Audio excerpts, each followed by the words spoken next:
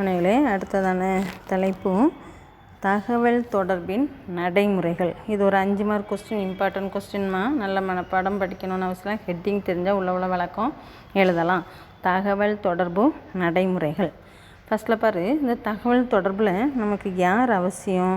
அனுப்புனர். அனுப்புனர்னால் யார்? எவர் ஒருவர் தகவல் பெறக்கூடிய நபருக்கு தெரியப்படுத்துகிறாரோ அவர் தான் யாருன்னு சொல்லுவோம்? அனுப்புனர்னு சொல்லுவோம் இல்லையா? இவர் தான் அந்த தகவல் தொடர்பிற்கு மூல ஆதாரமாக திகழக்கூடிய நபர். இவர் தன்னுடைய கருத்துக்களையும் தகவல்களையும் உணர்ச்சிகளையும் தன்னுடைய மனதில் எவ்வாறு தெரியப்படுத்தணும்னு சொல்லிட்டு ஃபஸ்ட்டில் உருவாக்கி கொள்வார்.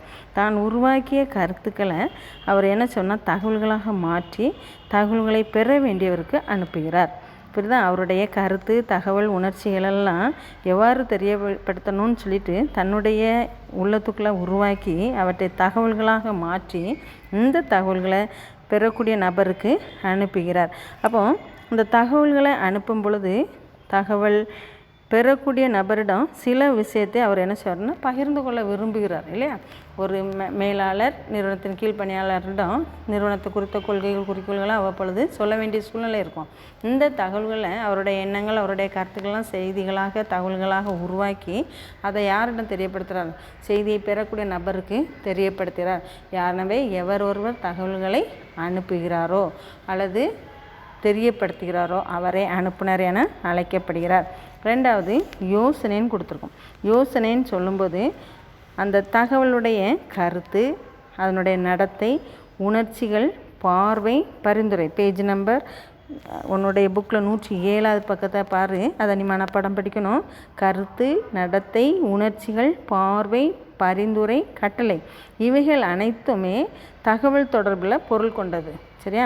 ஒருவருடைய கருத்து, அவருடைய நடத்தை, அவருடைய உணர்ச்சிகள், அவருடைய பார்வை, அவர் என்ன ரெக்கமெண்ட் பண்ண போகிறாரு, என்ன ஆர்டர் பண்ண போகிறாரு, இந்த கருத்துக்கள் தான் அவருடைய யோசனைகள் என அழைக்கப்படுகின்றன.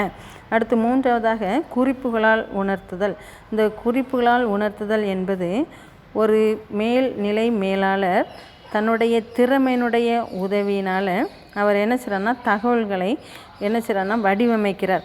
அந்த வடிவமாக மாற்றுறது. இப்போ சப்போஸ் ஒரு கம்ப்யூட்டர் எடுத்துக்க, கம்ப்யூட்டரில் ஒரு ப்ரோக்ராம் போடுறோம் அப்படின்னு சொல்லும்போது அதனுடைய பைனரி குறியீடுகளாக மாற்றுவார். அதே போல் ஒரு நிறுவனத்தினுடைய மேலாளர் செய்திகளை கூறும்பொழுது செய்திகளை சுருக்கமாக தன்னுடைய நடையில் அவர் என்ன செய்கிறார்னா மாற்றிக்கொள்கிறார்.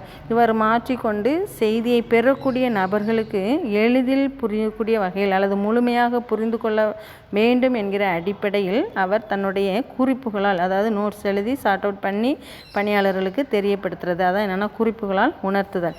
அடுத்து 4வது ஸ்டெப்பில் வழிகள்னு சொல்லி கொடுத்துருக்கோம். வழிகள்னு சொல்லும்போது தகவலை தெரியப்படுத்தக்கூடிய வழிகள், அதாவது மீடியான்னு சொல்லலாம் இல்லையா?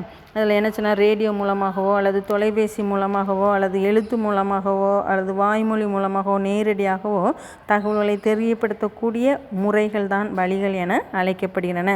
அடுத்து பெறுபவர்னு கொடுத்துருக்கோம். இந்த பெறுபவர் என்பது எவர் ஒருவர் தகவலை அனுப்பக்கூடிய தகவல்களை பெற்றுக்கொள்கிறாரோ அவர் தான் யாருன்னா பெறுபவர்.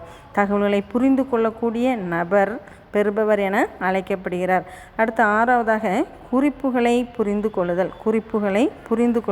இந்த குறிப்புகளை புரிந்து கொள்ளுதல் அப்படின்னு சொல்லும்போது இப்போ பார்த்தீங்கன்னு சொன்னால் ஏடிஎம் இப்படி ஒரு சார்ட் அவுட் பண்ணி ஒரு மேலாளர் தன்னுடைய கீழ்ப்பணியாளர்களுக்கு ஏடிஎம்மோட சீக்ரெட் கோடை எழுதியிருக்கிறாருன்னு வச்சுக்க.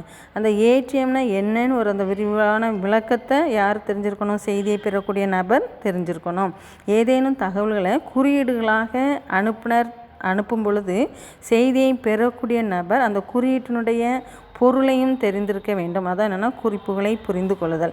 அடுத்து பின்னூட்டம், லாஸ்ட் பாயிண்ட் பின்னூட்டம். இந்த பின்னூட்டம் என்பது தகவலை அனுப்பக்கூடிய அனுப்புனர் தகவலை பெறக்கூடிய நபர் சரியான முறையில் புரிந்து கொண்டு உள்ளார் அதாவது எல்லாம் அவருக்கு புரிஞ்சிச்சு, நம்ம தெரியப்படுத்த கருத்துக்களை எல்லாமே கீழ்ப்பணியாளர்கள் புரிந்து கொண்டாங்க என உறுதி செய்வதால் பின்னூட்டம் என அழைக்கப்படுகிறது. ஏற்கனவே இந்த பின்னூட்டம் பற்றி நம்ம தகவல் தொடர்பின் தத்துவத்தில் படித்தோம். அதாவது எண்ணங்கள் கருத்துக்களை எடுத்து கூறும் பொழுது அதை கேட்பவர் அல்லது செய்தியை பெறக்கூடிய நபர் அத்தனையும் உறுதியாக புரிந்து கொண்டார் என்ற தன்மையை வெளிப்படுத்தக்கூடிய ஒன்றுதான் பின்னூட்டம் என அழைக்கப்படுகிறது. மாணவிகளே, தகவல் தொடர்பின் நடைமுறைகள் ஃபஸ்ட்டில் அனுப்புனர், யோசனை, வழிகள், பெறுபவர், குறிப்புகளை புரிந்து கொள்ளுதல், பின்னூட்டம். ஹெட்டிங்கை நல்லா மனப்பாடம் பண்ணுமா, உள்ள விளக்கம் உனக்கு ரொம்ப ஈஸியாக தான் இருக்கும். 5 mark question, important question. Okay.